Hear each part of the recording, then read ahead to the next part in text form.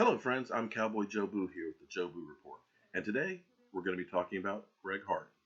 Now, Jeremy Mincey has made it known that Greg Hardy is a cancer in the locker room. Now, Greg Hardy was second on the team in sacks, although his production did tail off towards the end of the year, getting only 1.5 sacks in his last 6 games. The question remains, should the Dallas Cowboys re-sign Greg Hardy or let him go? And is Jeremy Mincey correct, or is he just trying to save his spot on the team? Let's go to first take, and see what they have to say. So Jeremy Mincey had the locker next to Greg Hardy, but thinks the Cowboys will be better off if Hardy isn't in the Dallas locker room next year. I hate it happened. I mean, you talking about a team that was, so close-knit and tight, and then all of a sudden, like, it's just different, and I wouldn't say he's the reason for that happening, but sometimes change. Sometimes if it ain't broke, don't fix it. You know what I mean? And sometimes with change, the team is different. Regardless of how great this athlete is, regardless of this and that, if they're not mentally on the same page, then you're not going to get the same result. It will be me or him. You see what I'm saying? Like, you got to have either or. Like, it's hard to have, two type of line mentality guys in one room. So it's tough to figure out, who the younger guys are going to follow. And, of course, they're going to look up to a guy who's a prolific player, but I just understand the game, and I know what it takes to win.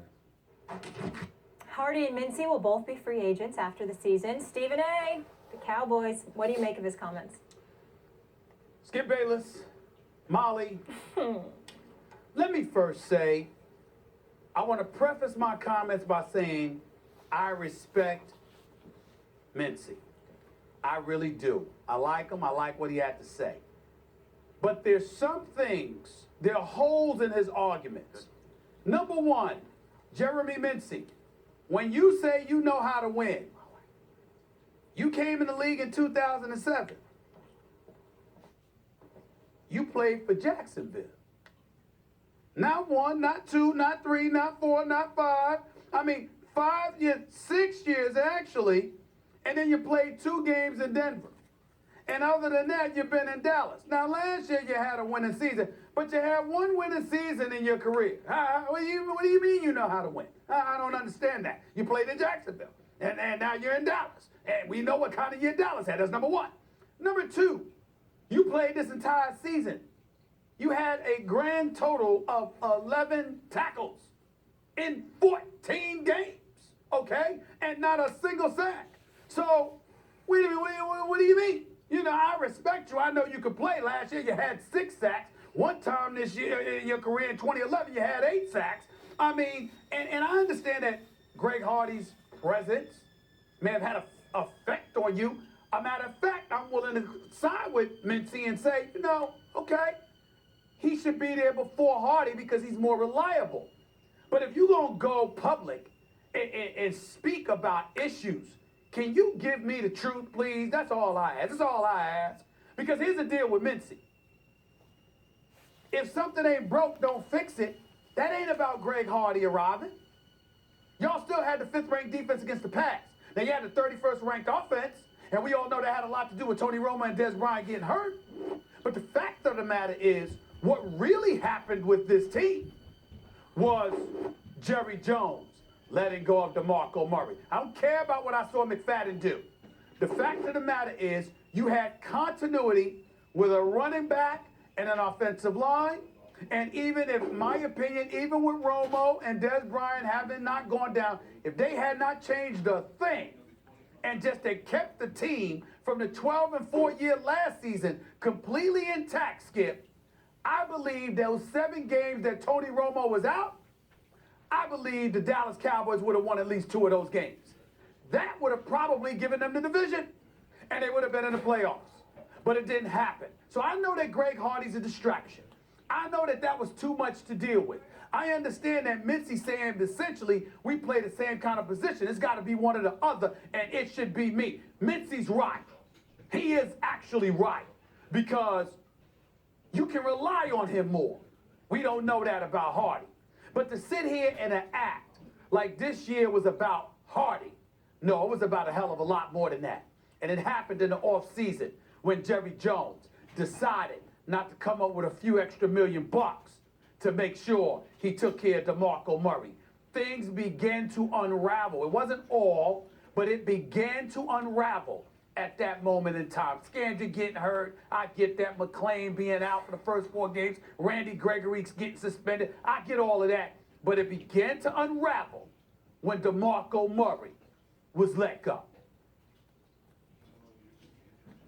Okay, so you took this opportunity to bash my Dallas Cowboys once again. I do appreciate that. Just now tell you the facts. forced me to go back to DeMarco Murray. The point is, Chip Kelly, and you agreed with this, foolishly, dramatically overpaid to hire DeMarco Murray away from the Dallas Cowboys. That's what that was about. And God bless him in his next job, wherever he is, because we all know what a bust DeMarco Murray was for the Philadelphia Eagles this year. So, again, Jerry Jones made the absolute right move not to overpay for an aging DeMarco Murray who had so much wear and tear last year. And I got to tell you, Darren McFadden was really good, way better than you're giving him credit for this year. If you lose your quarterback, you're dead, unless you have a qualified backup quarterback, and they obviously did not. Now, to Jeremy Mincey, as I told you before the show today when we were going back and forth about whether to even do this topic, nobody cares about Jeremy Mincey, whether he's a winner, a loser, whatever. But I do believe he was speaking the locker room truth about Greg Hardy, and it validates and reinforces my point to you during the season. Obviously, before the season, I told you I don't want Jerry Jones, and I'm a lifelong Cowboy fan, I don't want him to sign Greg Hardy, period. Before the season started, I was against that move. Then, as I watched it unravel through the season, I told you several times on this show, I've seen enough. They have to cut Greg Hardy now for the sake of the locker room and the football team. I've told you 1,000 times, football, more than basketball or baseball or hockey, is a unity game. They did have pretty good unity and chemistry and camaraderie last year. And as Greg Hardy unraveled right before your very eyes, to the point that after the Giants game, even you said, he just looks unstable on the sidelines. I said, enough, Jerry. Cut him now for the sake of the unity of the locker room. Jeremy Mincey lockered just right next to Greg Hardy. And he's basically saying, I can't live with this guy anymore. Now, in a vacuum, obviously, if Jerry Jones has to make a call on ability between Greg Hardy and Jeremy Mincey, that's pretty laughable because he's going to take Greg Hardy every time, and he should. But when you get back to the locker room, just the togetherness of the locker room, Greg Hardy was going out of control. You saw it on the sideline. You saw it in the interviews. And we started to hear bits and pieces from the locker room off-the-record interviews in which players would say, he's unmanageable, he's uncoachable, he's late to meetings. And he was still coddled by Jerry Jones and, to a certain degree, Jason Garrett, the puppet coach, because they allowed him to keep getting away with that while he produced a grand total of 1.5 sacks over the last 6 games. More trouble than he's worth. So I agree with the premise of Jeremy Mincey, who probably won't be there next year anyway, but I think he was speaking for a lot more valuable Cowboys that they no longer wanted Greg Hardy in their locker room. Well, I think that he was speaking about that as well. I just don't think it was limited to that. I think if they had their druthers, what you do coming off a 12-4 season after years of mediocrity, and you finally have continuity, you do what you can to keep the crew intact. And you and I both agreed, I keep telling you, Chip Kelly overpaid DeMarco Murray, but particularly because of how he was going to use DeMarco Murray. The fact is, Dallas was going to use him right. You had an 1,845-yard rusher, Skip Bayless. And the reality of the situation is, I didn't see a DeMarco Murray who had dropped off. I saw a DeMarco Murray who was flagrantly misused by Chip Kelly. He's a north-south runner. Chip Kelly had him running east-west. He had Tony Romo as his quarterback. Chip Kelly gave him Sam Bradford. He had that offensive line in Dallas. Chip Kelly gave him the Eagles' offensive line without Harriman, without Mathis. So when you look at it from that perspective, I don't think it's fair to judge DeMarco Murray and say, oh, there was a drop-off. He wasn't in the same scenario. His situation was drastically different and had clearly deteriorated from what he had experienced in Dallas. And there's something to be said about continuity, knowing one another, how to play with one another, and as well as having that locker room continuity. You're right. In hindsight, Hardy shouldn't have been there. But guess what? Murray shouldn't have been gone.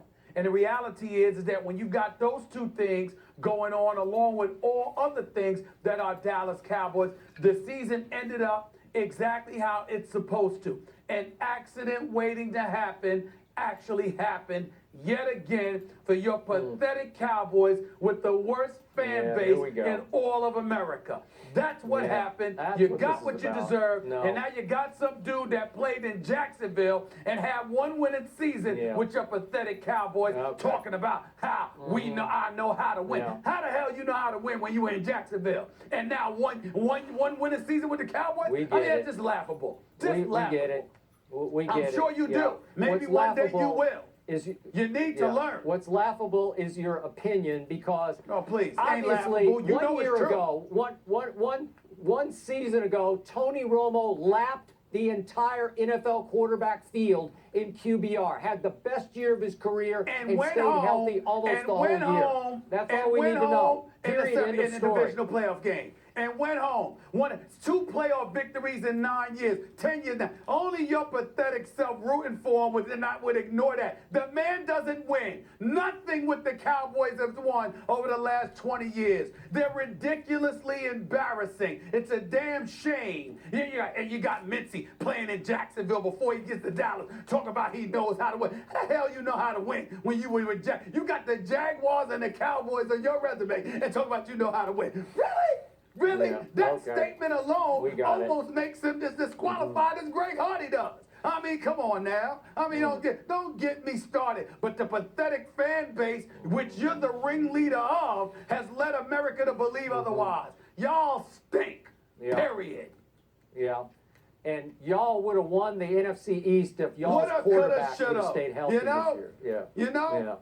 I would have had more hair on my head if I went to Hair Club for Men. What that mean? Don't mean anything, okay? All right.